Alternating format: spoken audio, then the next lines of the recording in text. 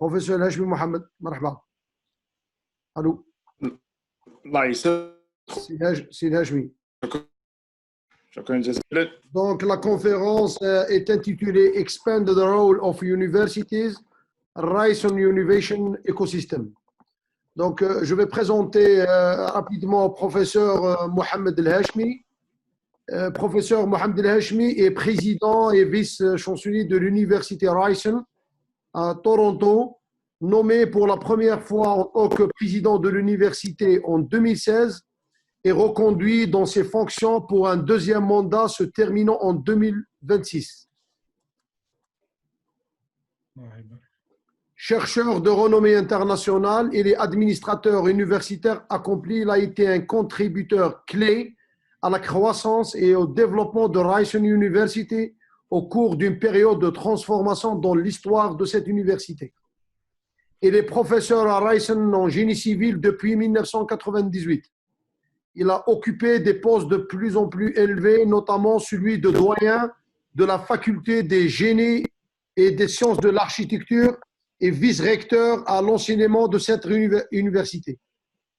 En tant que président, le professeur Hachemi a favorisé la création de Ryerson en tant qu'université mondiale, supervisé le développement de Rogers Cybersecure Catalyst, un centre national de cybersécurité, et obtenu les approbations pour l'établissement du Future Skills Center, une initiative pan-canadienne visant à aider les Canadiens à obtenir les compétences nécessaires pour prospérer et se développer. Le professeur Hachemi, il est diplômé de l'Université des sciences et de la technologie d'Oran, Signa en Algérie, et de l'Université Sherbrooke, Master and PhD. Le professeur Hachemi est membre du Conseil national de recherche du Canada, fellow de la Société canadienne de la Société civile ingénieure, membre de l'Académie canadienne du génie civil et membre du conseil d'administration de Trillium Health Partners et président de la section de l'éducation du cabinet Le Grand Toronto. Tfadal, professeur, et vous nous honorez. Tfadal, marhaba bek. C'est Hachemi. Shukran, c'est Ali. Salam alaikum. C'est vraiment un plaisir et un honneur pour moi de partager cette plateforme avec des gens que personnellement je considère comme étant des role models, comme on dit en anglais. C'est Tayyib, Si Belgasem et autres. Je suis très honoré de partager cette plateforme. Je vais faire ma présentation en anglais. Je sais que il y a pas mal de jeunes qui sont dans l'audience et puis j'aimerais peut-être aussi partager avec eux un message sur l'importance d'apprendre la langue anglaise s'ils veulent réussir. Je sais qu'il y a un débat actuellement en Algérie sur l'importance de la langue anglaise, mais de mon point de vue, j'ai fait mes études comme c'est allé, vous avez mentionné, donc je suis ingénieur diplômé de l'ISTO à Oran et aussi de l'université de Sherbrooke. Donc, j'ai fait toutes mes études en français, mais jamais étudié l'anglais dans ma vie parce qu'en Algérie, après l'arabe et le français, j'ai étudié l'espagnol, mais j'ai dû changer je pense que ça a été une très bonne chose pour moi d'apprendre l'anglais. Puis maintenant, je dirige une université anglaise. Donc, c'est aussi un message d'espoir pour les jeunes. Vous pouvez apprendre l'anglais et je vous encourage. Le français, c'est une langue qui est importante, mais c'est loin d'être une langue scientifique. Donc, avec ma propre expérience, je pense que c'est quelque chose que je veux partager. Donc, je vais aborder cette présentation en anglais. Et, bien sûr, pour le débat, les questions, je peux répondre dans les 3 langues. Donc, pour les gens qui sont ici, je suis ouvert. As I said, it's a pleasure to be speaking to you today from Toronto here in Canada. And I want to thank the organizers of the forum for inviting me also, but also for the quality of the speakers. Congratulations! This is I have to commend you. I'm impressed by the work that you are doing. I like to start with a message that, and I see the list of speakers. I don't necessarily address this message to them because, as I mentioned, I consider many of them as role models for me, but my message is for the youth in Algeria. And my message today, one of optimism and opportunity. As innovators and entrepreneurs, you are bringing hope for a better future for our country and also for the world. Education has a central role in innovation and entrepreneurship, regardless of the discipline that you are in. And I would probably like just to start by saying that we look at entrepreneurship and innovation from different angles. My own experience is in the university sector. I like to open doors for entrepreneurs. So I am a kind of a facilitator more than somebody who is an entrepreneur. And this is based on my own pathway or my own experience, starting from I was listening to the presentation by Sibashir, and I was really impressed also by his own experience. I started there also from a very small village in the region of Ryerson in the west part of Algeria. And I was born in a very small village where all we had is a small elementary school. So I had to deal with a lot of barriers really to be successful in my career. But I would also like to give some advice to the youth. Don't give up at the end of this presentation. That's very important. So, and my experience is I am a builder. I like to build things. I like to build structures because I'm an engineer, but I like also to build programs. And part of those entrepreneurial programs, I can tell you that also I have a particular experience. I survived the earthquake that happened in the city of Asnam, Shlefnau, in 1980. I survived that earthquake. And from that time, I was at my last year of high school, terminal au lycée. I decided really to go to engineering, to become a civil engineer and learn how to build things to save lives. And that's my purpose in life. The title of my presentation today is Expanded Role of Universities.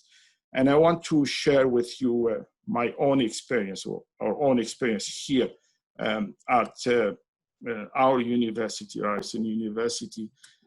We have developed an ecosystem that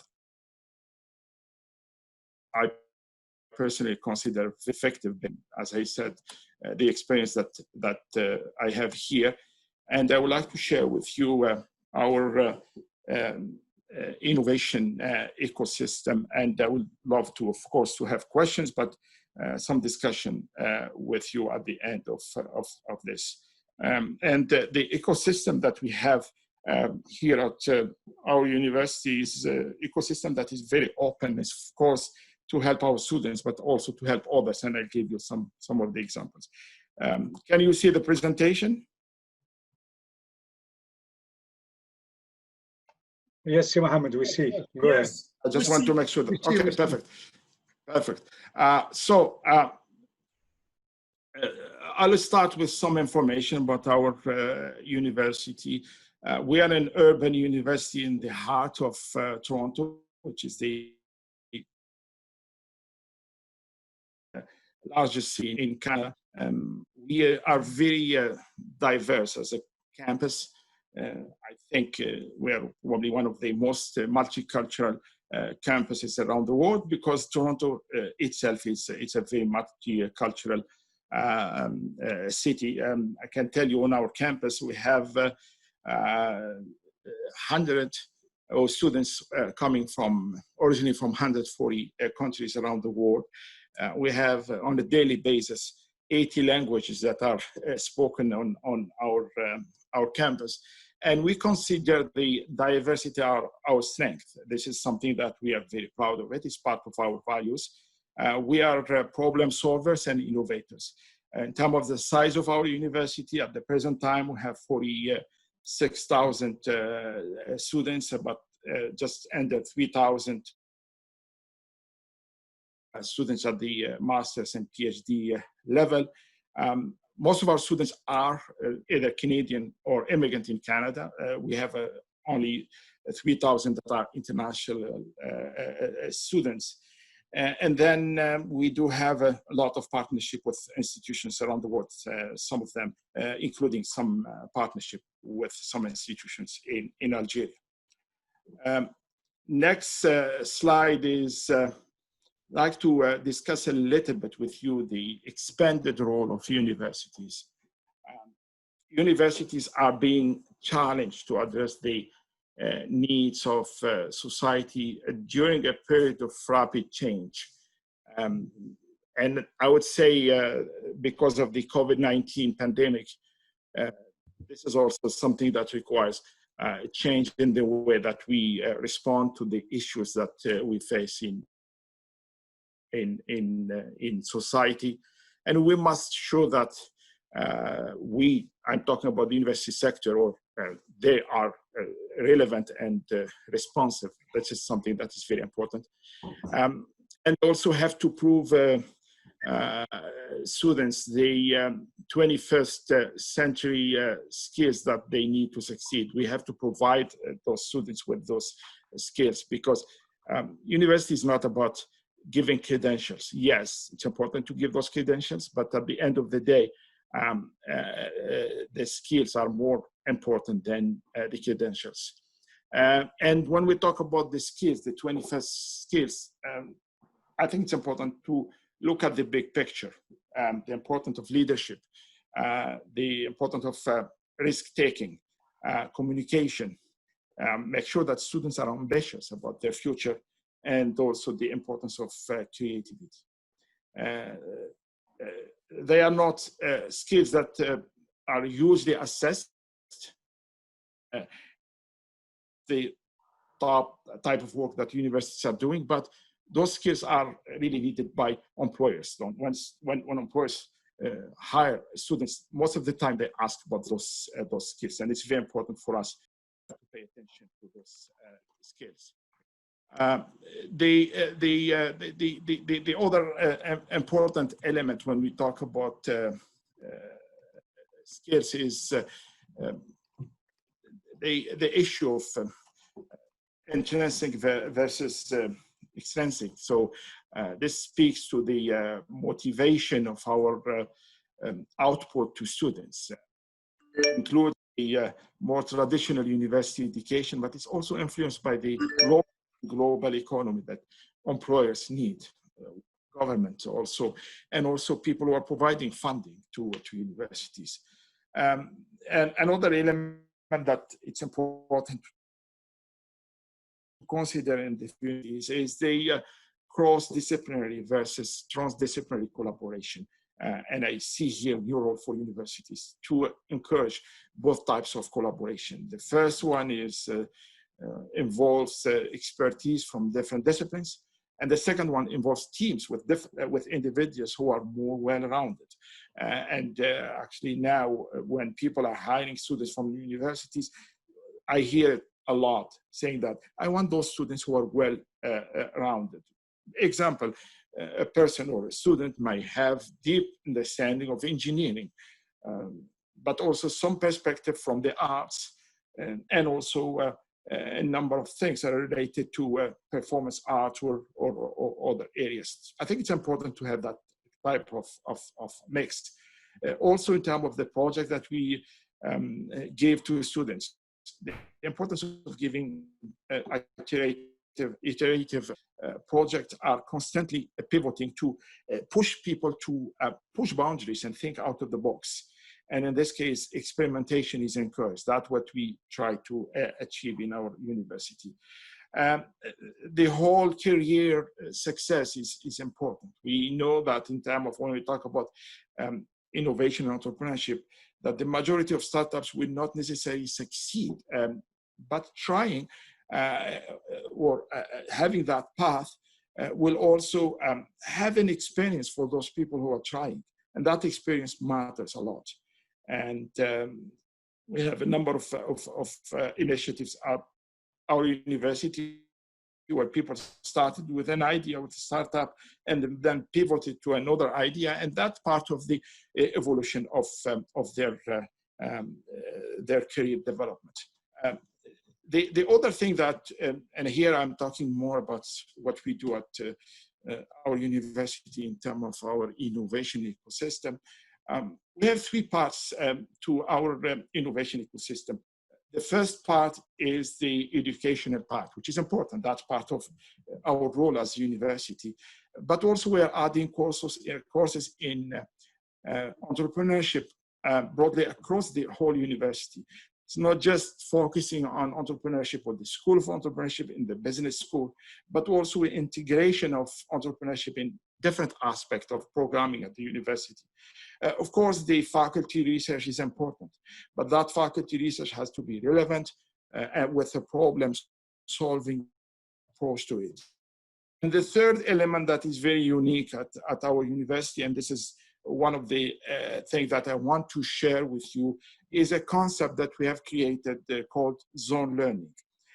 It's hands-on experience that help people develop their qualities as entrepreneurs, but also help people create startups. And this is the concept that I would like to share with you today.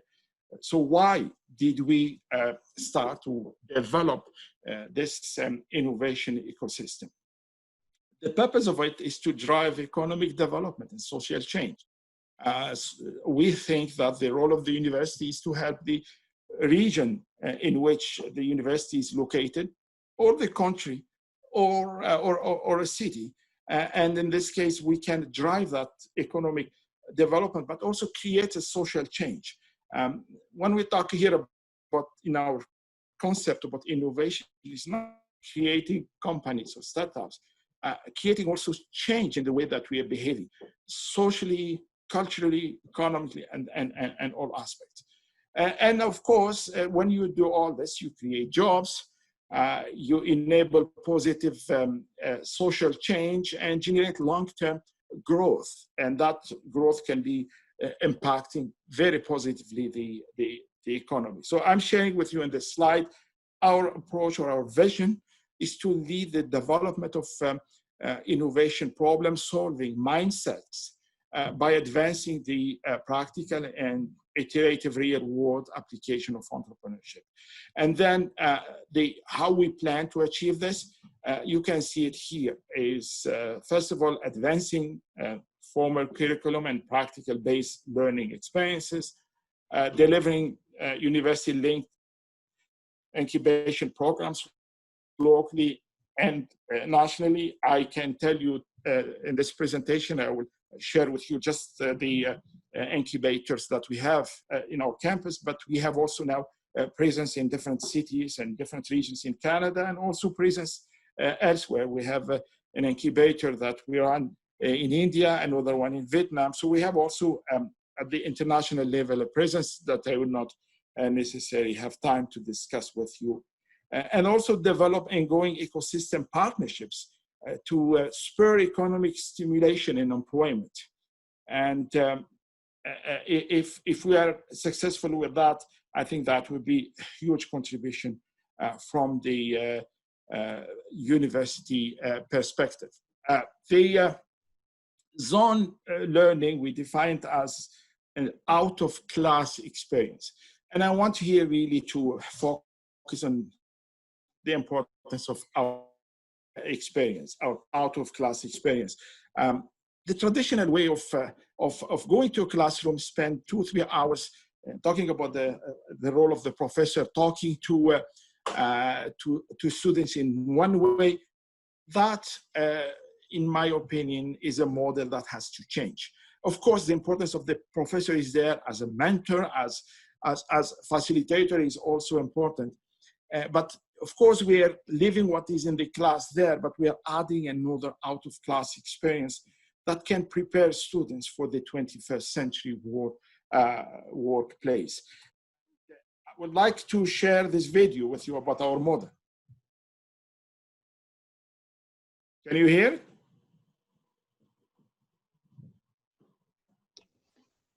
No, we can't hear because I think you have the headset.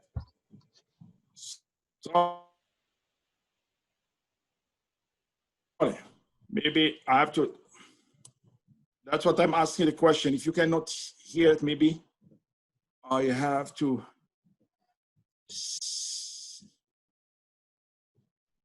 Give me a second just to see what's the problem here. Maybe the sound is muted on the video, Mohammed. Yeah, I want to make sure that it's unmuted. So how I can do that? Oh, it looks like it's unmuted. You have the sound icon to the right. Maybe you could just click on it and see if it you can increase I don't it. see it at the right. That's what I don't see. All the way now. It's at the bottom right. The sound icon at the end of the video bar itself. In the right, in the right. Yeah. No, I don't see it here from my side. We can see it from here. You see it? I don't see it. I'm just trying to see here. Just a second. Sorry for that. Can you unplug the because you have the earset? Okay. I try to unplug that. Perhaps. Let me just do that. Unless it's on a different sound output. Can you hear it now? It's not running now. Can you hear it? Yes, okay, okay. Yeah, it's okay now. It's okay. It's down. It's very faint.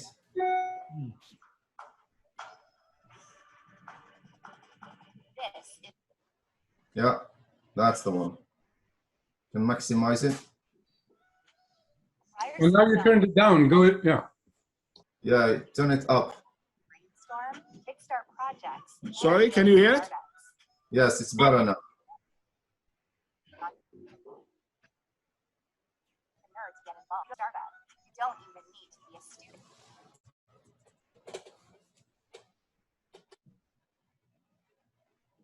I think the sound is not good, huh?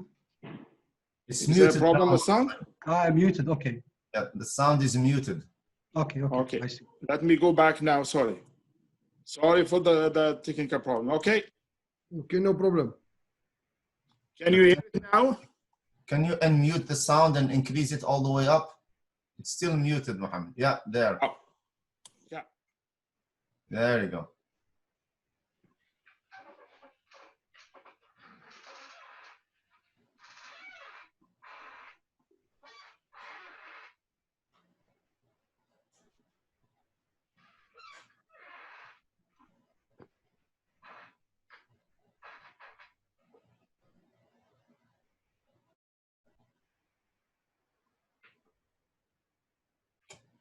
Yeah, we can't hear anything.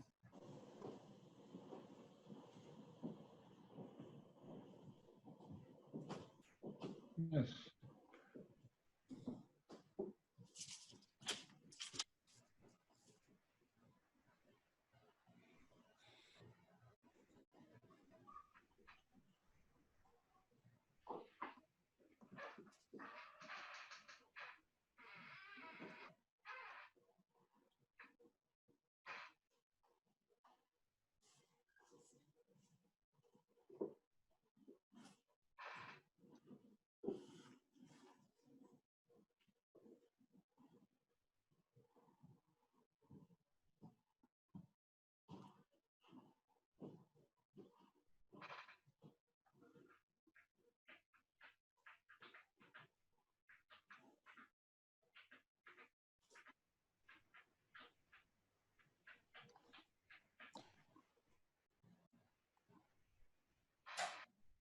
Okay, I'll continue. I hope the sound was clear. Sorry for the technical problem.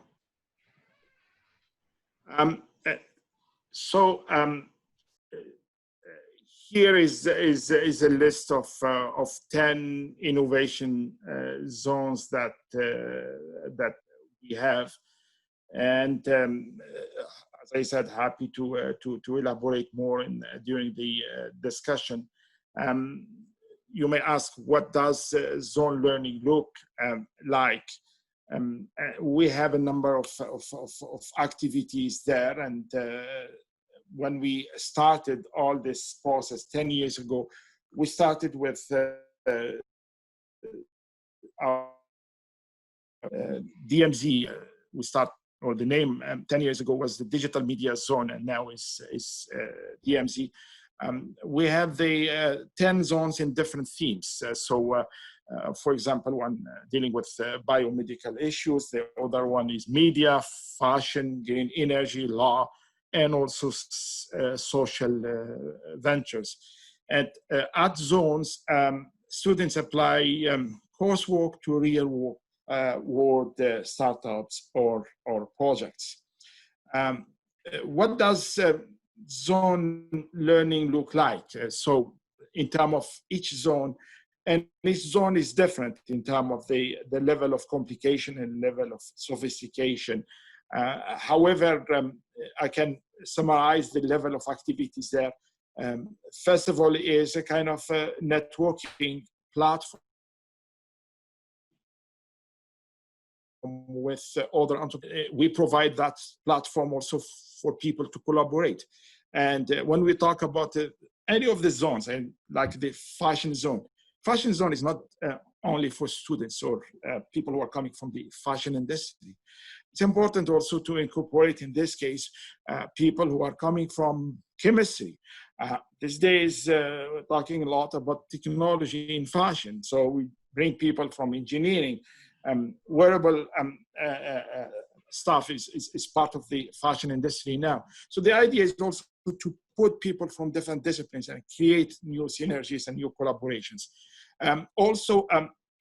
We have also in this case to share the best practices and the best ideas with people. A series of activities are taking place, and it's really ongoing learning to reflect the changing world of entrepreneurship. The activities that each zone can provide. We have a variety of activities. One-on-one mentorship is important. It's the role of mentorship for new entrepreneurs or the youth is extremely important. Also access to state-of-the-art work spaces and technologies. And also for anyone who wants to start or try a new idea, we create opportunities for them to push boundaries and think out of the box and create social change or help grow a company. And we don't, one thing that it's kind of very unique about our experience, it's not just for our students. We also provide entrepreneurial skills, because this will encourage also our students to learn from them, interact with them, and peer-to-peer learning is extremely powerful. And we see this as a platform for people to come together, to brainstorm and build new things. I want to be clear that this is not just for individuals who want to start businesses. Of course, many of them will start businesses, but also we want people to acquire entrepreneurial skills. The mindset is more important for us than the outcome that students can get out of it. And in this case, we have three categories. So zones are kind of have membership from a variety of people. The first one is community. So passing through activities, and the zones have a lot of programming that is taking place there.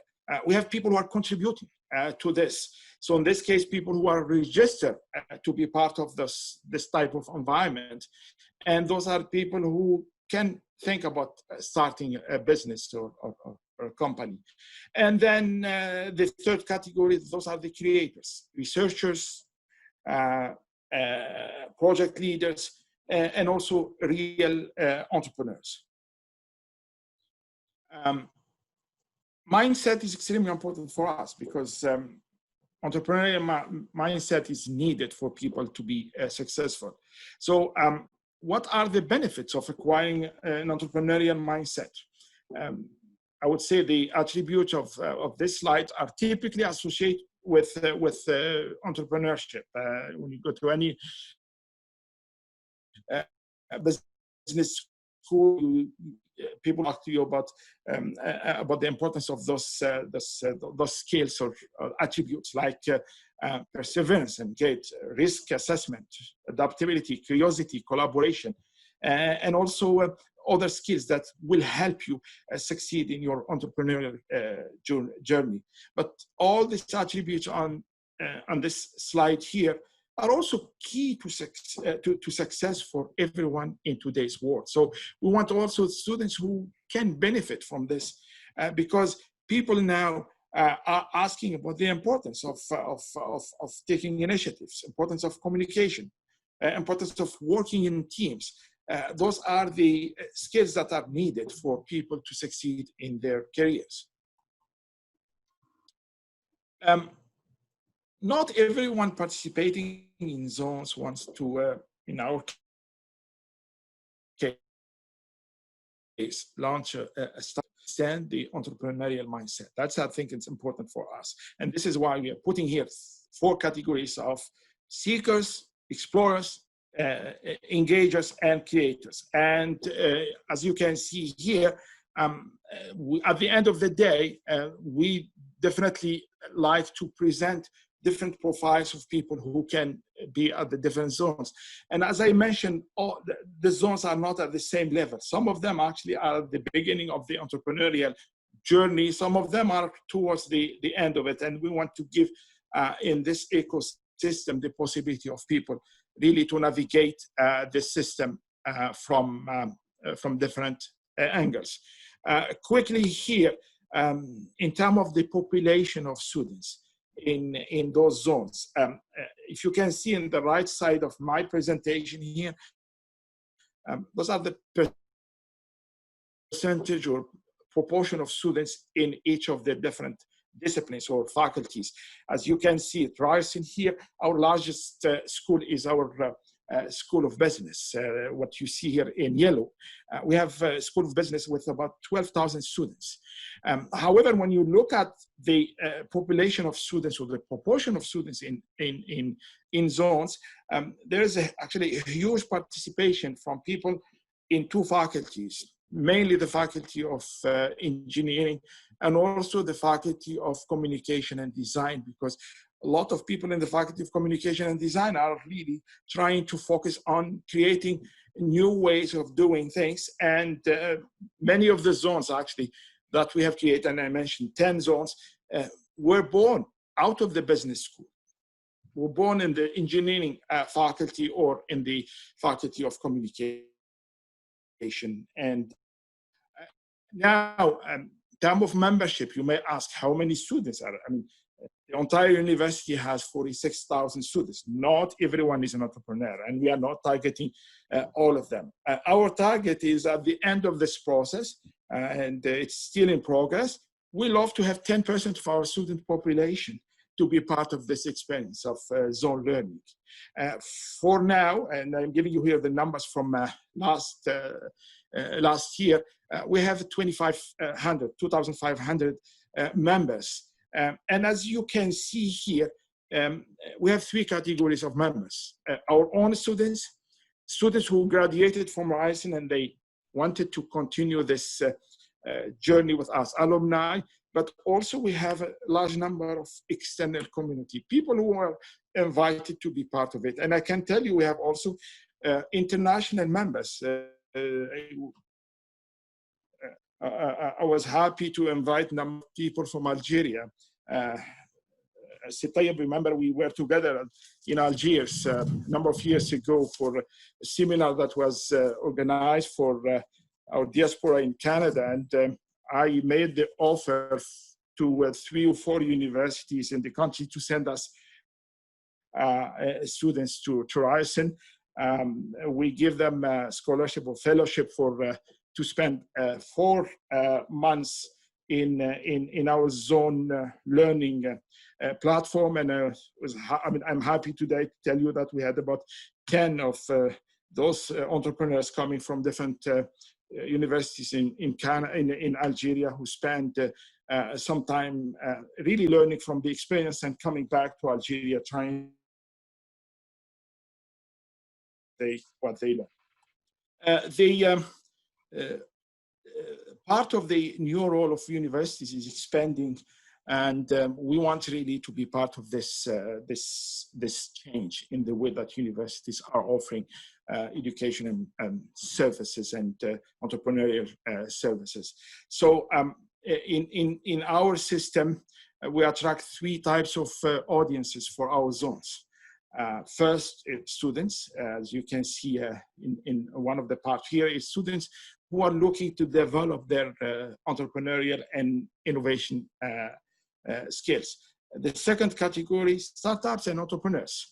And those are the people who are joining our incubator system or accelerator system to develop their businesses. And I'll give examples of what the DMC has done. But also we have a strong relationship with in this case, it's important to have that partnership with the industry, but all the ecosystem of innovation in the city. We're talking about Toronto, but beyond Toronto in Canada. And those are the people who are looking also for leadership, practice development, and also access to talent, because a lot of people are coming to see what type of people are navigating in the system to try to attract them, to also work with them, with their organizations, and so on. And in this case, as I said, each zone has a different configuration that we may develop.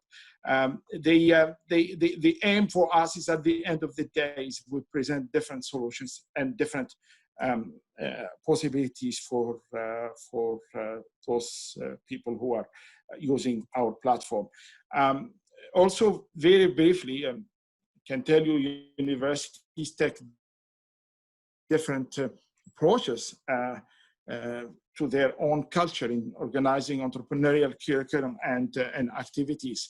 I can just here share with you the first model, which is called the magnet, which is the more traditional model where entrepreneurship activities are offered by a single entity, but attended by students from all over the university. This is the model that is highly centralized model.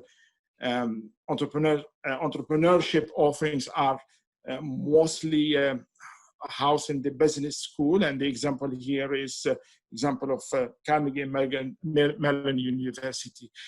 The second model, the radiant one, is in this case entrepreneurship education is diffused throughout the university. This is a highly decentralized model where the entrepreneurship curriculum reaches across the institution is by faculty members in various disciplines.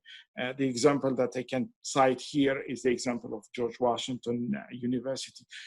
The third one, which is the network, we are in our approach at Ryerson University moving towards this approach, which is a blend of styles. And this model, anyone from any discipline can offer and benefit from entrepreneurship activities, but it's also structured with some connection to a central office. And this is also an example that I'm taking here from the University of California at Berkeley. Here is kind of more elaborated model of the zone learning structure that we have at Ryerson. This is how we are operating at the present time. We have a central office called Zone Learning Office that is at this school the faculties. We have 7 or 8 faculties. It's a flexible because it's important to work with all faculties. And we might find that we need accounting skills for one zone. So in this case, we go to the business school to get access to those skills through case studies and getting students to complete capstone projects on the specific issues. And in turn, the business school or the programs in business school also can benefit by accessing experiential learning opportunities for their own students. A few words about our model zone. As I said, we have 10. The first one was established 10 years ago, which is the DMZ.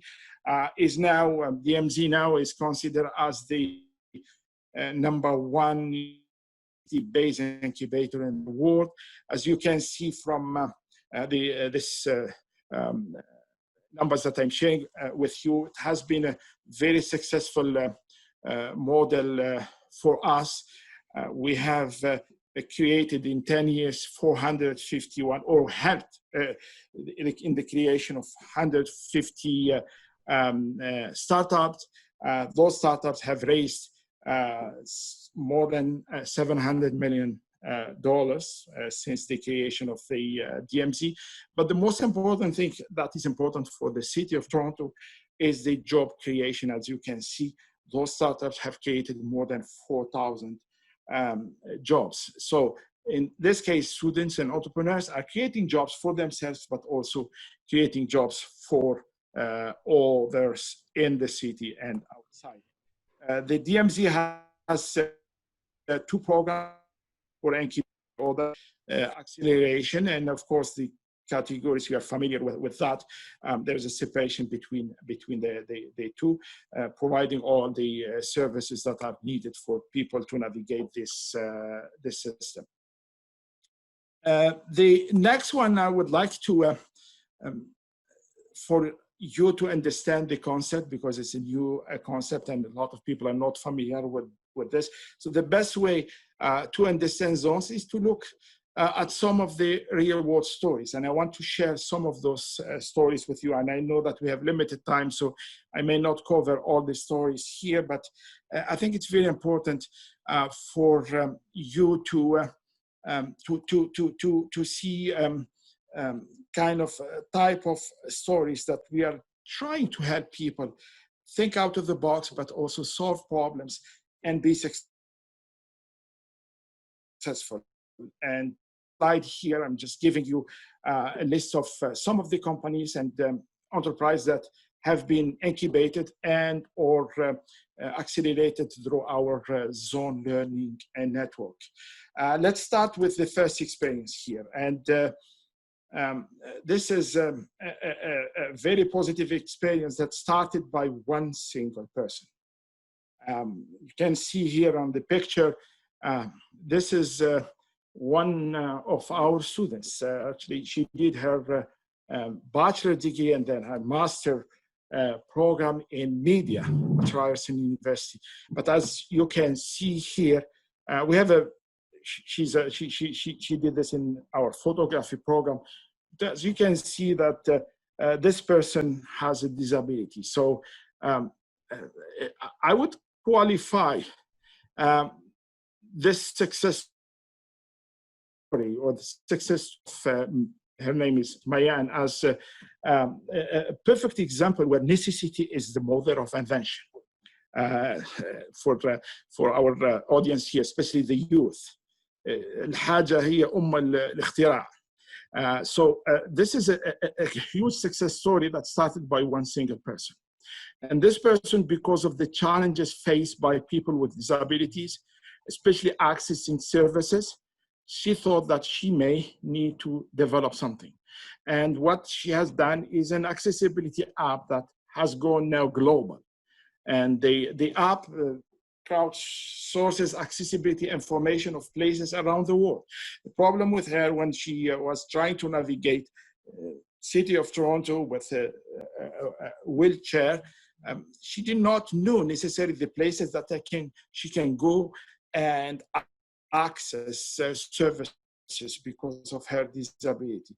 So she decided to come up with an idea of a company with an app. And I can tell you now, this is a huge success story for her company, but also for people who are struggling with disabilities. Her company now is, or her app now has a presence in 220 cities around the world in 30 countries. And then the success of Mayan also got her a lot of recognition. She was recognized with the Queen's Diamond Jubilee Medal, which is one of the top medals in Canada, coming directly from the Queen Elizabeth, and also a top award for leadership in accessibility from the province of Ontario. And also her company has been very successful attracting funding from the federal government. This is just a picture this past year where she secured $3 million funding from the Canadian government. And as you can see in the picture, she's next to one of our federal ministers in Ottawa. Another example of success, I mentioned to you also that we have a lot of programming that taking place in our zones. We use the zones also in summer to do boot camp activities for high school students, because we think that entrepreneurship can start also at very early age. So happened that these two students who were 17 at that time came during the summer to try to develop something.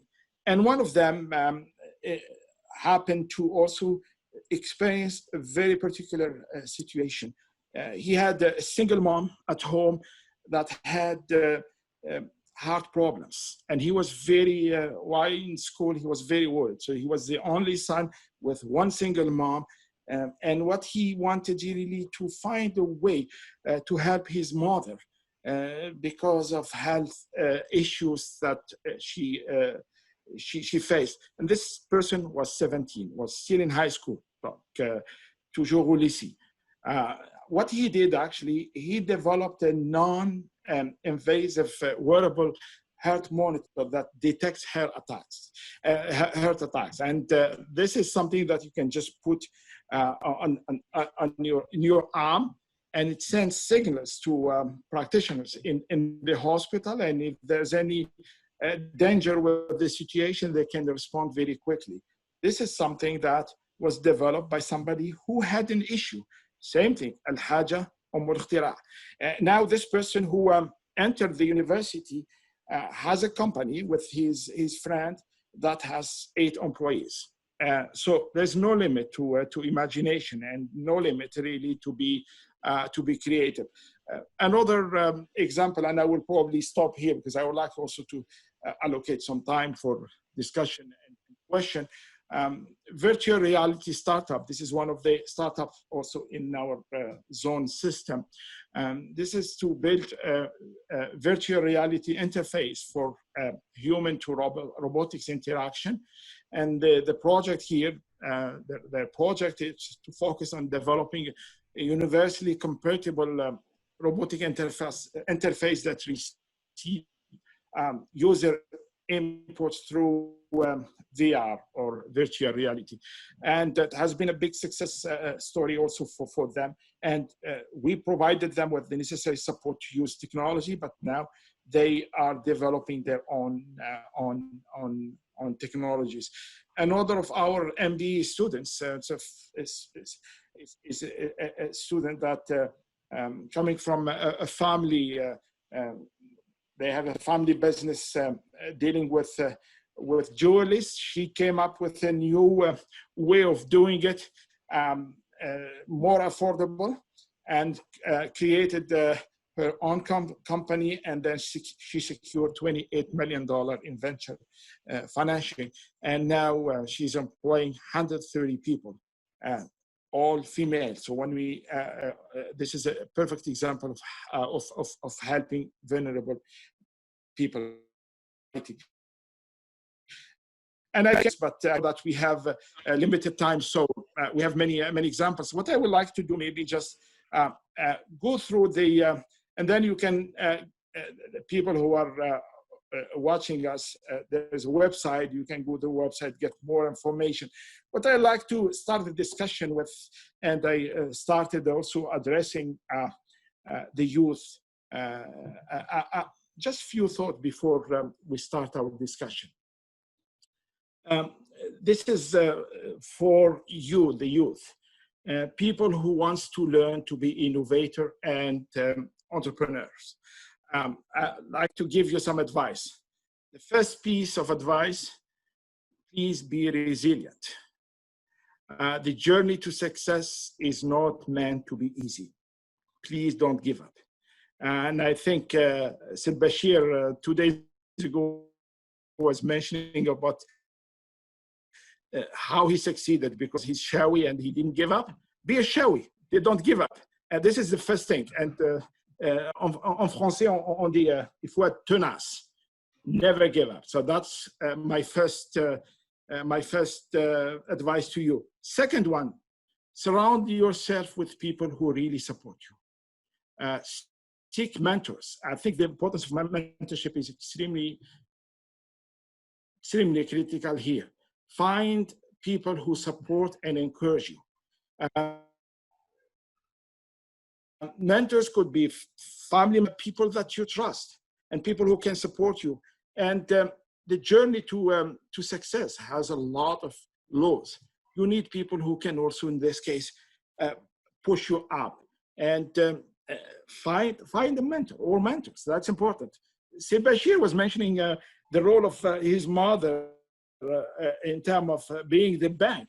I think his mother was his first mentor. You need encouragement for people who are close to you. The third advice that I want to give you, think of innovation as a tool to advance your life. Regardless of your career path, you can make innovation and creativity a way to advance your chances for success. This is your power. The innovation and creativity can open the door for you.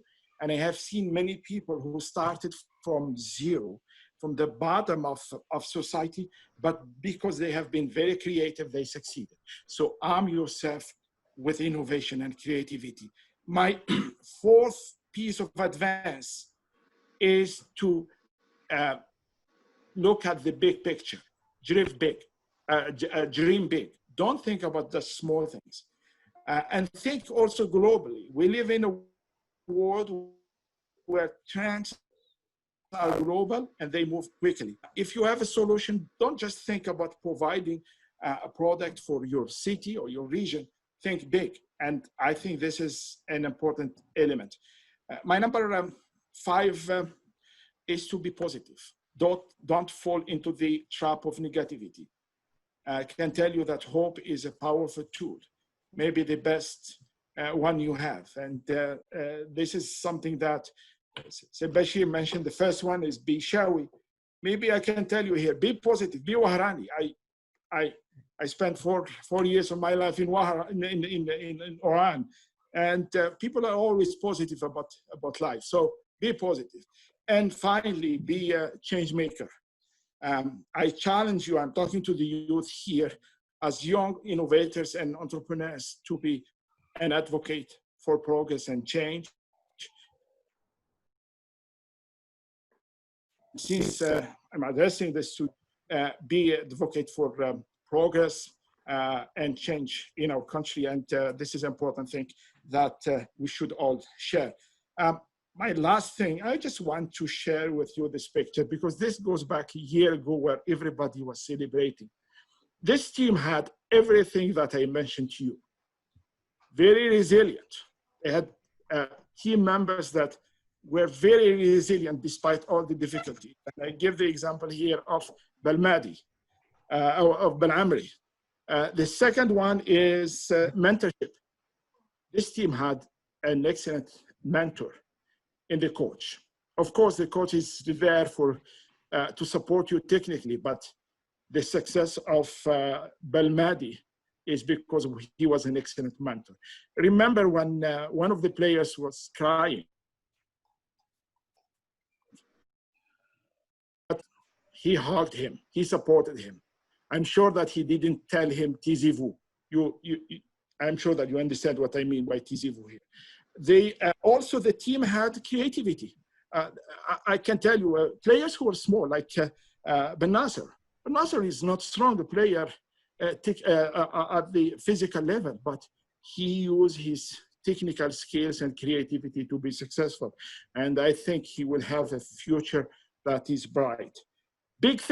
Think big. In this case, I think if you think big, you see that we can produce people that are at a global level, like Mahrez, and be positive. You have a number of players there from Mohran, always joking and being. I think that's the chemistry that you need to succeed. And I will stop here. Thank you so much for your attention. Thank you very much for your conference, valued conference. Thank you very much, Professor Mohamed Hachemi. Thank you very much for this beautiful presentation. And sincerely, you inspire me very. And I think it's the same for all participants and particularly our youth. There is a short idea. I think we tell start small and think big and go fast. It's the not the question but of Mr. Yes'ad Rabrab in the book of Tayyib Hafsi. I understand that you give a majority in your educational programs. You give to soft skills matters like leadership, communication, negotiation, and thinking design, networking between students. I think these are important and essential qualities for a leader or entrepreneur today, because we are in the complex business and which requires a lot of agility and innovation and leadership skills. I think also that today all Algerian universities must adopt with this new pedagogical approach. In the same idea, there is a questions by a participant. There is a participant from New York. I am a firm believer of Dan Eisenberg's Babson College, Harvard, entrepreneurial ecosystem, which is based on 8 pillars from market access to cultural support, where the university is the main catalyst of the ecosystem. Questions: what action do you suggest for universities in Algeria in order to build a robust entrepreneurial ecosystem and greatly contributing the economic development of our country? Thank you, Mr. Mohamed, and I open the debate of 4 of the other questions. Est-ce que je peux intervenir? Allô? J'ai posé d'abord une question au professeur Hachemi. Maybe I can respond or answer the question, and then happy to elaborate more during the discussion. This is why I wanted really to untitle this presentation, but new role for universities. And I want really to challenge people also in Algeria about the importance of changing the way that we operate our universities. Universities, and I have seen actually examples of other countries, same thing. Universities that are just producing people with credentials, the diploma, are not going to serve well the country. And it's very important for here to mention the importance of universities to be part of the economic fabric of society. Universities in cities, and I think one thing that is very positive now about Algeria, each big city has a university. Universities should not isolate itself from the rest of society. The partnership with the industry to try to solve problems, but also the importance also of giving opportunities for those industries to bring their problems to experts in the universities and develop partnership to solve problems. And also give chances for students to innovate. Bring those problems to students to be part of the solution. And I can tell you, my advice here, and this is what I do as rector of our university, I never say no to a student, because my role is to open the door for them, to give them a chance, to help them. They come and I'm there to listen. And also in this case, through the network that I have in the city or in the country, I can also connect them with people who can help them. Because I can tell you, I trust students and I trust the ability of students to be creative and innovative. And if we open the door for them to be creative and innovative, I think they can surprise us. And they can also help solve problems. And I can tell you the truth. What's the point of giving students credentials and they don't find the jobs? Find a way for them to create their own jobs and jobs for others. And this is how the university sector can develop incubators and accelerators and help develop this ecosystem. And that's exactly what we are doing in Toronto, but also, as I said, we are doing it elsewhere. Thank you very much, Mr. I open the سي مصطفى تفضل.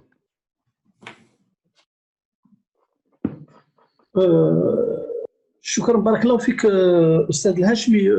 بارك الله فيك. كي كنت تتكلم انا j'ai fait une recherche sur l'université entrepreneuriale. La recherche qui a été réalisée par Burton Clark, est-ce que vous le connaissez, qui a fait la première étude en 98 et après il est revenu en 2004 pour approfondir l'étude et il a trouvé qu'est-ce que vous êtes en train de parler, c'est-à-dire quelles sont les caractéristiques d'une université entrepreneuriale. Moi j'ai 2 slides ici, si j'arrive à les partager. Quelles sont les conclusions de son étude? Qu'est-ce que vous êtes en train de parler? Est-ce que je peux partager 2 slides, Ahmed Sorry? Oui, تفضل. Voilà, You can.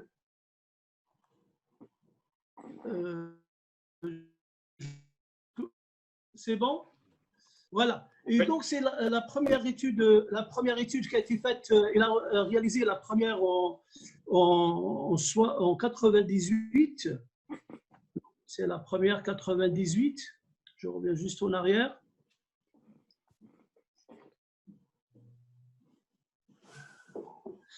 Bon, la première étude en 98 et après il a renforcé. Donc la première étude, il a pris 4 universités américaines et 4 universités européennes.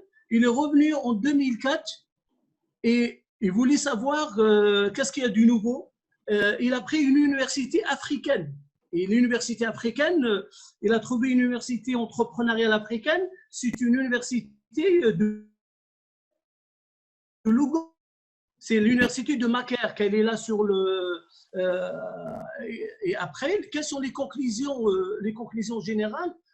L'organisation de base de l'université entrepreneuriale se caractérise par une stabilité propice au changement. Ça, c'est le caractéristique. Et après, il avait, et dans le domaine de la gestion, qu'est-ce qu'il faut faire? Dans le domaine de financement, dans le domaine entrepreneurial. Donc, c'est ça, votre université, en quelque sorte, c'est une université entrepreneuriale. Mais est-ce qu'aujourd'hui, en Algérie, parce que comme le président de l'université est désigné par le ministre et par le président, donc il n'a pas un projet, son projet, il n'est pas là pour un projet. Est-ce qu'on peut transformer l'université algérienne en une université entrepreneuriale? Ça, c'est la question qu'on doit poser aujourd'hui. Parce que si je regarde ici les conclusions, c'est un organe de décision solide au niveau de l'université algérienne. On a un organe de décision solide. un département chargé des relations extérieures dynamique, souple et spécialisé, des ressources de financement diverses. Ça, les unités centrales doivent avoir le sens de l'initiative et de l'esprit d'entreprise. Donc, c'est ces conclusions. Est-ce que aujourd'hui, à l'état actuel des choses en Algérie, est-ce que l'université algérienne peut être, la question qu'on doit se poser aujourd'hui, peut être une université entrepreneuriale? Voilà. Et barakallahu fik. Merci. Merci beaucoup. Je pense que vous avez bien adressé l'importance du rôle de l'université du point de vue entrepreneurial et je suis tout à fait d'accord avec les conclusions. Je peux intervenir? Oui, تفضل سي عبد القادر. Merci beaucoup.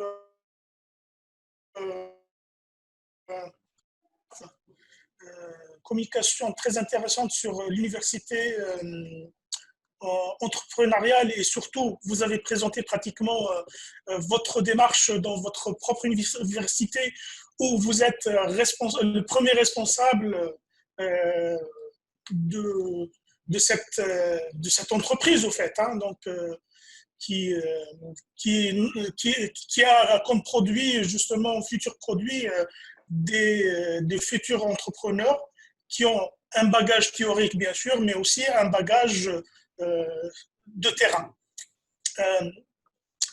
Est-ce que vous pensez que une des conditions principales pour une telle démarche, c'est l'autonomie des universités, ce qui malheureusement n'existe pas en Algérie? La seconde question, est-ce que pour la partie bachelor et la partie master et la partie PhD, il y a des programmes différents, ou est-ce que dès le départ, donc dès l'entrée à l'université au niveau bachelor, il y a cette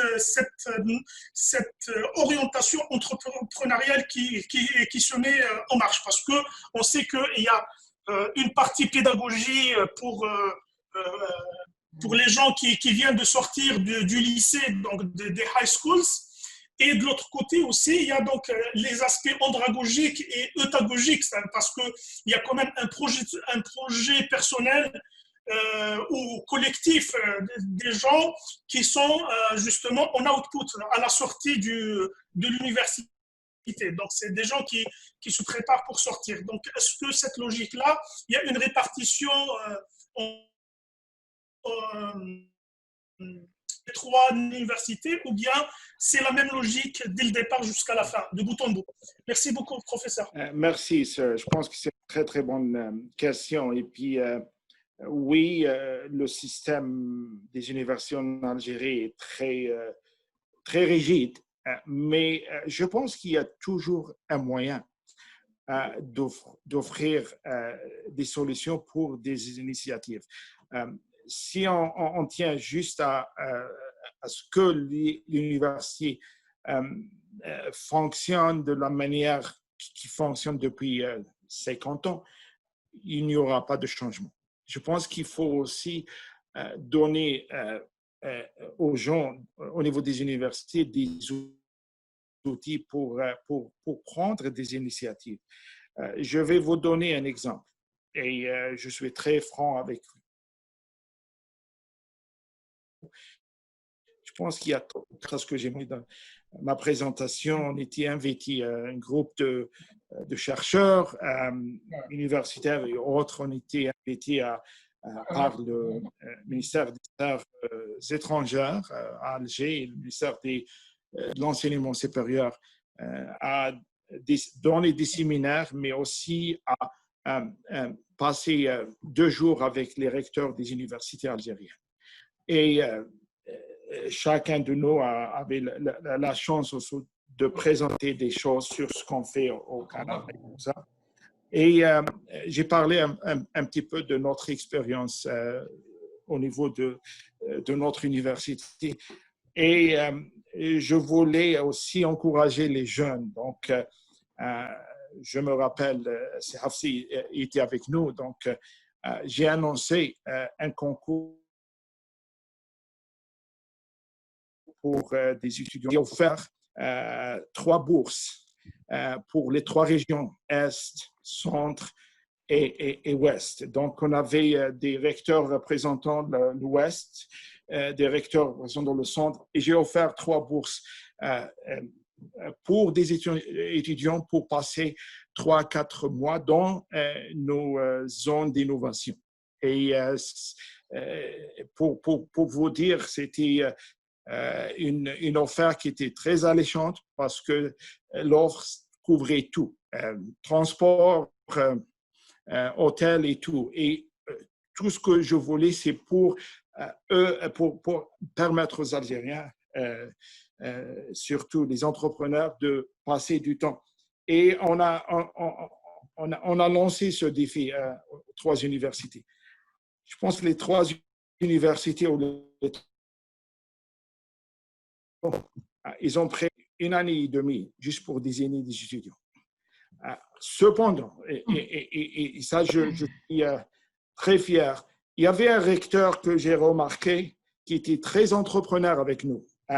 Il est le seul recteur qui a passé 2 jours avec nous. Les autres, je pense qu'ils ont passé une demi-journée et puis ils ont disparu. Il était avec nous pendant toutes les journées, puis les soirées, et j'ai vu que ce recteur était de Béjaïa, l'université de Béjaïa. Donc, ce que j'ai fait, j'ai offert aussi 3 ou 4 bourses pour l'université de Béjaïa pour désigner des étudiants entrepreneurs. Ça a pris 1 mois pour ce recteur pour m'envoyer les dossiers des candidats. Donc, je pense qu'il faut donner la chance aux gens qui peuvent le contexte dans le travail. Je peux, si vous permettez, professeur Mohamed Hachemi, m'en témoigner de l'ancien recteur de Béjaïa, qui est très dynamique. C'est M. Saïdani Boualam. Saïdani Boualam, qui est très dynamique. Exactement.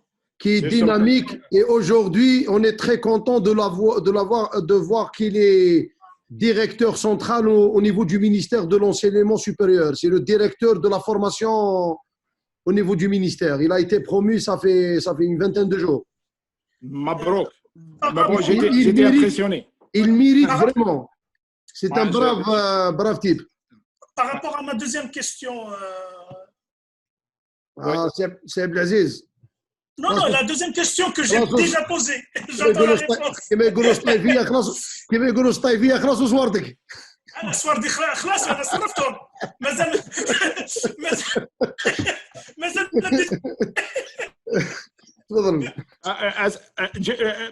Brièvement, c'était quoi la deuxième partie? C'est par rapport au process entrepreneurial. Est-ce qu'il concerne que les masters ou les doctorants ou bien dès le début jusqu'à la fin? Nous, pour vous dire la vérité, l'entrepreneuriat doit commencer dès que possible. Donc, c'est pour cela que j'ai donné l'exemple des 2 étudiants qui étaient au lycée et qui ont commencé avec nous. Donc, il faut commencer très tôt. Un entrepreneur peut vous surprendre à n'importe quel âge. Donc, nous, notre modèle, c'est un modèle qui est ouvert à tout le monde depuis le début. تفضل سي فتحي تفضل. السلام عليكم. شكرا سي هاشمي. I wanted to say before that to be Wahrani is to be a lion. Because Wahran is 2 lions. Wahran, c'est 2 lions en arabe. Ça. Je voulais juste dire une chose à propos de l'université. On n'est pas aussi. Nous sommes. L'université algérienne connaît actuellement un changement de paradigme. Ça fait pas quelques années pour faire de l'université une université responsable socialement. Moi, je donne pour exemple le projet. Elle est dans un cahier des charges qui stipule un projet d'établissement. J'en ai pour preuve ce qui se passe à l'université de Titre, que je connais parfaitement, qui a engagé beaucoup de changements. Donc, nous sommes dans un état embryonnaire pour pouvoir passer à ce que vous nous avez montré comme université entrepreneuriale. Nous sommes dans les balbutiements. Il y a, à Citif, j'étais en train de chercher un papier que j'avais. Donc, il y a le Fab Lab, fabrication laboratory, le CATI, centre d'appui à la technologie et à l'innovation. Il y a S2B, Science to Business, Bleu, bureau de liaison, entreprise, université. Il y a beaucoup de choses comme ça. CAPEV, centre cellule d'accompagnement pédagogique et veille. Ça, c'est des initiatives de l'université. Donc, il y a un bouillonnement qui peut peut-être, dans un futur, arriver à ce que vous nous avez montré qui est formidable. Maintenant, qu'est-ce que je voulais dire? L'ambiance qui règne pour cette jeunesse, l'ambiance que vous nous avez montrée, moi je suis architecte, j'étais curieux de savoir combien the areas dedicated to zone of learning, how much, de quelle surface elles ont, combien elles peuvent recevoir. Et par ailleurs, je voulais dire autre chose concernant, j'ai perdu le fil. C'était cette ambiance-là, on la retrouve, elle existe, c'est un potentiel dans les clubs étudiants. Les clubs étudiants en Algérie sont très importants parce que cette ambiance-là de vouloir d'aller vers l'initiative, de poser des problèmes, de vouloir innover, il existe chez les étudiants en club, c'est comme un hobby, mais ça ne s'est pas transformé encore en incubator, and accelerator, and le projet. Cette chose est en train de venir. Par ailleurs, ce qui peut être le corollaire de l'université algérienne, moi je pense, vous avez posé tout à l'heure un problème de l'indépendance de l'université, moi je ne pose pas le problème comme ça. Actuellement en Algérie, on est en train de penser, ça fait un an, on a libéralisé l'enseignement supérieur et on permet, les pouvoirs publics ont compris qu'il faut permettre des universités privées. La preuve pour les universités privées, comme pour cette école de l'INCG, qui fait des choses extraordinaires que j'ai suivies personnellement, que j'ai toujours suivies, j'en suis même un membre d'honneur, pour toute la dynamique qui existe dans cette école et qui a un engouement. Certes, elle est destinée et dédiée puisqu'elle est payante, mais tout ce qu'elle peut prodiguer, c'est le véritable vivier d'entrepreneurs. Déjà par le fait qu'elle soit école de business school. Mais des universités comme ça prodiguent un système, une mentalité et une culture qui est très favorable à cette innovation. Parce qu'on n'est plus dans la masse et on n'est plus dans le rigide. Professeur, chaire, pédagogue. Donc, ceci dit, j'imagine que les balbutiements de l'université vont avoir des destinées variées selon les territoires. Quand je disais l'université est responsable territorialement, ça veut dire que les territoires vont s'exprimer différemment. Et les universités vont pouvoir donner des profils et des résultats différents et différenciés. C'est normal. Maintenant, à Sétif, nous avons une grande école de business school. C'est vrai qui est en train de livrer des bachelors qui sont immédiatement opérationnels au niveau de l'industrie, qui elle aussi a besoin d'être mise à niveau. L'industrie surtout privée, je parle de surtout privée.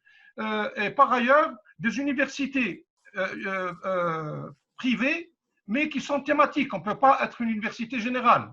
Quand c'est l'investissement privé, ça va être tourné vers l'informatique, ça va être tourné vers des business schools économiques, ça va être… Et ça, c'est une très bonne chose, très bonne initiative qui va venir pour affermir, renforcer le tissu des prochains leaders et le tissu national des prochains encadreurs et des prochains entrepreneurs, véritables entrepreneurs. Je ne manquerai pas aujourd'hui de saluer encore une initiative extraordinaire de la part de l'INCG et ce qu'elle est en train de faire aujourd'hui, par exemple, de vous avoir tous dans une semaine comme ça, c'est extraordinaire. Et puis, c'est en train de booster et de changement, carrément de changer les mentalités.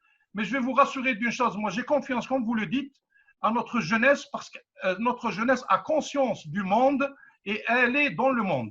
Merci. Merci beaucoup, Sifat. Je connais Sifat, c'est très pertinent ce que vous avez dit. Et je tire chapeau à M. Ali. Merci beaucoup. L'initiative, c'est vraiment une très bonne initiative. Laissez Laissez-moi juste 2 minutes pour parler de l'importance de l'université sur le plan social. I like to do it in English. We are these days, and I'm talking about our own experience here in Toronto and in Canada, we are dealing with the crisis.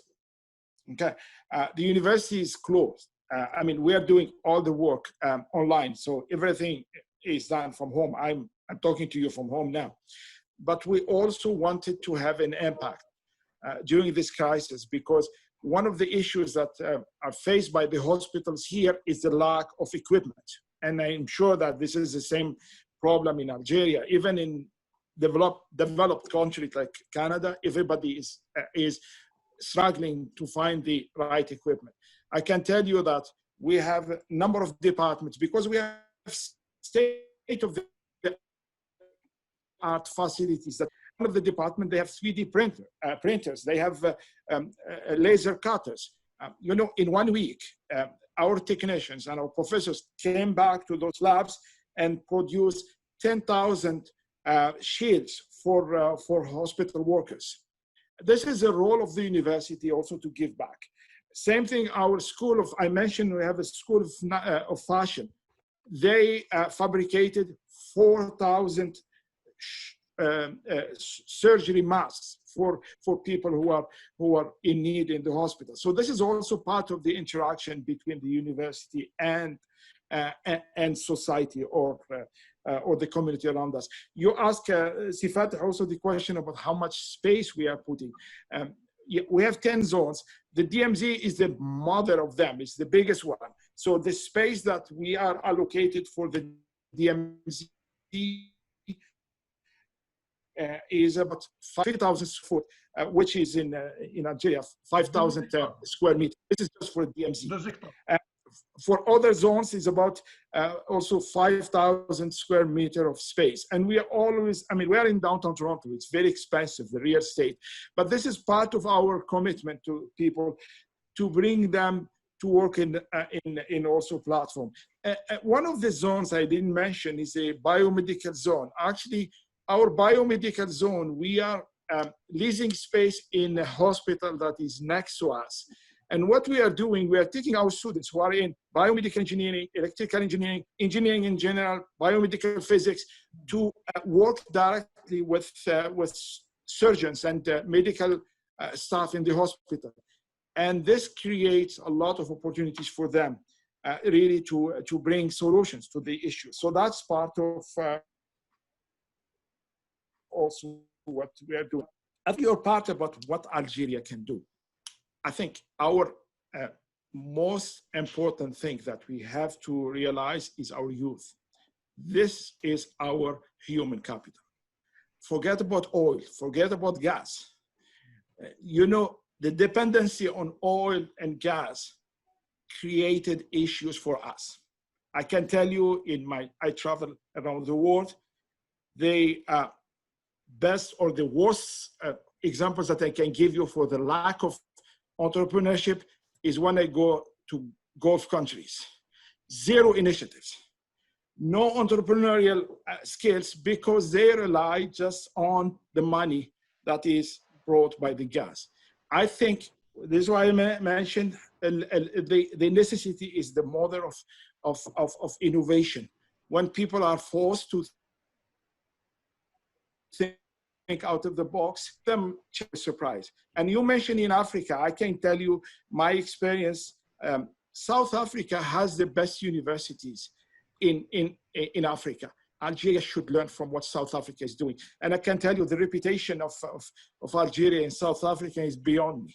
Last time I went there, meeting with ministers, of course, it's part of a delegation, Canadian delegation. Everybody was talking to me about their law for Algeria, because Algeria did a lot in the time of apartheid. I think we have to find a way for us to learn. The problem that I mentioned to the minister 2 days ago, we think that all solutions have to come from Europe or from Southern Europe, from France, to be clear. Let's forget about it. Let's work with others to find solutions. the dependency on just one solution does not give us a good future. Let's approach. Learn also from Africa. I can tell you the country that is now very successful, Rwanda. You know, Rwanda, they had a huge crisis. They came out of that crisis in a very good shape now. Rwanda actually and Kenya are doing a lot, even Ethiopia. Can we learn from those experiences? And Rwanda, by the way, they switch all the system of education from French to English. Can we learn from them? Ali, can I ask a question? See, Lutfi, yes, very quickly, my friend. Yeah, very quickly. I don't know about the answer though. Assalamu alaikum, barakallahu fiik, Sir Mohammed. Alaikum salam, c'est Lutfi. Les questions sont toujours difficiles. اسمع لطفي. الله يبارك فيك خويا. Easy question. معليش Easy and very short. Yeah, my question, I think, is well, I think we're all builders. By the way, Fatih Qarwani is an architect also. But it's building on his question and also on the question of Dr. Ramosh, is what are the practical steps that you and Ryerson and the universities that we all belong to in the diaspora can do with not with the public universities. I'm kind of not very optimistic about public universities, but the private universities, like INCG, for example. We know what they can do and what they've done. And there are other private universities that are in place and that will come, inshallah, soon, because the country is opening up to bring and to transfer this know-how and the abilities. Because this is, he's been suffering exactly what you've been saying of the dependencies on France, and a lot of the students are looking at private universities as a springboard to go outside the country and perform, when in fact we want to train them and groom them inside the country so they can actually flourish and attract more. How can we design and you to build an architect some protocols and pathways where we actually really bring this know-how and these contributions to our youth through private universities initially and institutes, and then inshallah to the broader community of the public universities? My friend, I was thinking to ask the same question to Mr. Mohammed. See, you got into my heart. I know. Oh. Okay, I will be very brief. I know that I don't want to take time from other speakers, and I apologize for that. But it's always, pleasure to interact with you. Lotfi, my advice is to start small and have a solid foundation to grow. Because I have seen many people thinking big from the beginning, and then there's a collapse or failure. Start small, but also you need champions. I can tell you all the initiatives that I have seen in our university that succeeded because you have champions. You have people who are passionate about the initiative, and people who are working day and night to make this a success. Of course, this is like entrepreneurship. There's no guarantee to succeed.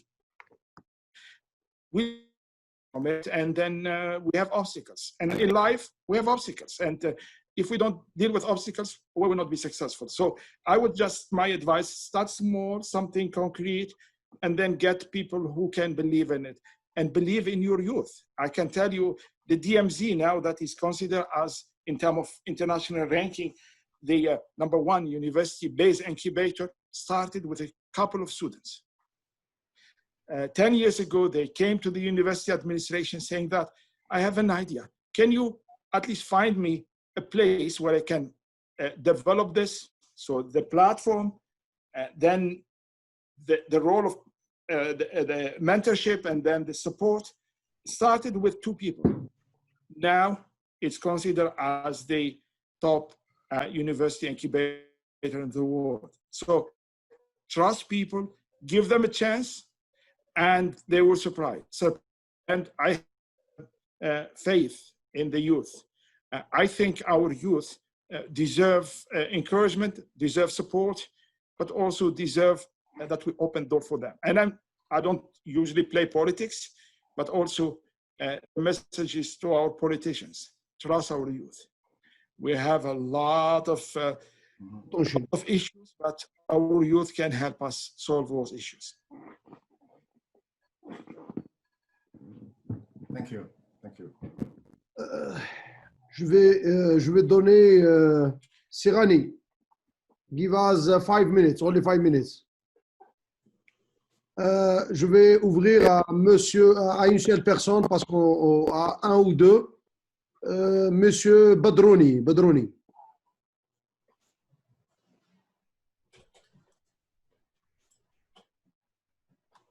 Le deuxième, je ne connais pas ce numéro de téléphone. Vous mettez votre nom, s'il vous plaît.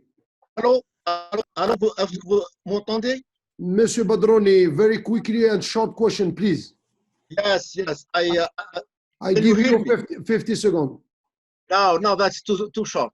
Okay. Can you hear me? Okay. Okay, very good. You hear me? Yes. Yes. I think I have been very useful conference. I have been following up all the conferences so far. I have already asked questions, and I think that my question has not been answered. And I am going to reiterate again. Having being involved in entrepreneurship education and the ecosystem here in California and mostly in the MENA region, with many projects, we have to think in my mind about concretely what can we do and to really transmit our knowledge and help universities in education development. And in my mind, there are two items that I think that are necessary. One is the creation of entrepreneurship centers at the university level. Point number one. And point number two is starting the introduction of entrepreneurship education at the university level. So I would like to find out from the participant, what do you think about these two actions? Thank you. Mr. Badrouni. Merci. Okay. I think it's a good advice. I think it's in line with the presentation. Universities have to open the door and find a way to encourage entrepreneurship, and the society in general also has to collaborate. Minad.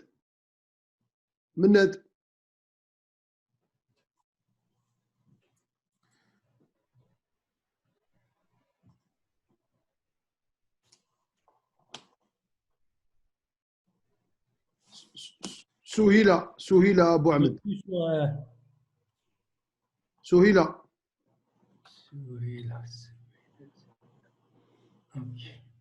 Vas-y, Souhila. Oui, bonsoir tout le monde. J'aimerais juste poser une question à monsieur. Est-ce que la langue peut être un obstacle pour avoir le développement dont il parle? Parce qu'actuellement, nos étudiants souffrent de la langue française. Alors là, si on prend l'exemple de Singapour, elle a choisi la langue anglaise pour avoir des universités dans il y a 3 universités mondiales. Est-ce que si on change la langue, est-ce que ça va aboutir à beaucoup de développement pour nos universités? Merci Souhila, merci. Je vais être très bref. Je pense qu'il faut laisser le côté politique à côté. On connaît très bien le concept historique de l'Algérie. Cependant, j'ai fait toutes mes études. Donc, j'ai fait un bachelor, un master's, PhD, and des études post-doctorales, tout en français.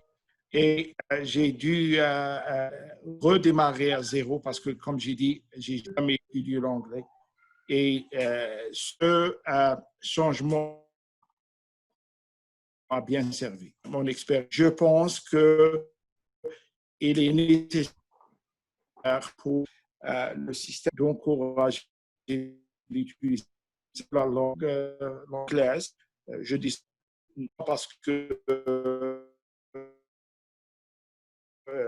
je préfère l'utilisation de la langue anglaise et donc scientifique, une grande l'accès à des publications, à des références, il y a une limite. Quand je vais pour des conférences ou des présentations en France, il y a des grandes écoles en France qui ont des présentations et il est temps pour l'État algérien, les jeunes, d'apprendre une langue qui va offrir de meilleures possibilités, surtout dans le domaine de la recherche scientifique. Merci. Je ne dis pas ça parce que, à cause de la situation politique, je pense que c'est une très bonne transformation. Et je donne l'exemple d'un pays comme le Rwanda. Je pense qu'ils ont bien réussi dans la transformation de leur système. Merci beaucoup. بارك الله فيك سي محمد الهاشمي بروفيسور على هذه المداخلة القيمة.